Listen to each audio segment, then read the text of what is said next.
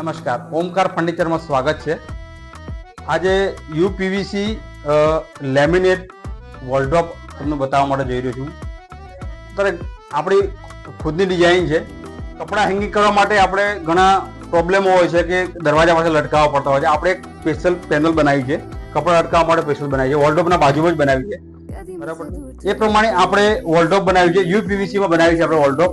વોલડ્રોપમાં આપણી પોતાની ડિઝાઇન છે. નીચે બે ડ્રોવર આપ્યા છે, ઉપર માળીઓ આપી દીધું છે, વચ્ચે યુપીવીસી આપણી લેમિનેટ ઉપર બનાવેલું છે. યુપીવીસી એની અંદર આપણે વોલડ્રોપ બનાવ્યું છે, સ્લાઇડર વોલડ્રોપ છે. એના પછી પાછળ આપણે તમે જુઓ છો એ પ્રમાણે લોવર્સ મારી અને આખી પેનલ કરી છે. એ બેડની પાછળનો ભાગ છે. એ બી આપણે જાતે ડિઝાઇન બનાવેલી છે. લોવર્સ બંને બાજુ લોવર્સ ડિઝાઇન આપી દીધી છે, વચ્ચે આપણે લેમિનેટ મારી ગ્રુપ આપી દીધા છે બંને બાજુ, તો એક લુક સારો લાગે.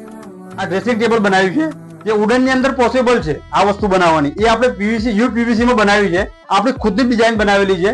બાકી વુડન ની અંદર જે આ ગોળ ડિઝાઇન બનાવી શકાય છે જનરલી, પણ આપણે યુપીવીસી ની અંદર બનાવી છે. આપણે ખુદની ડિઝાઇન છે, નીચે બે ડ્રોવર આપ્યા છે.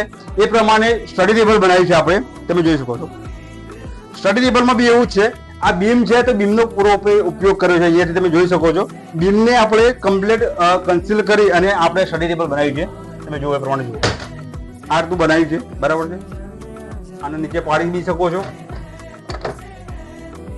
આ રીતનું આપણે યુપીવીસી માં લેમિનેટ લગાવી અને સ્ટડી ટેબલ બનાવેલું છે આપણે. નમસ્કાર.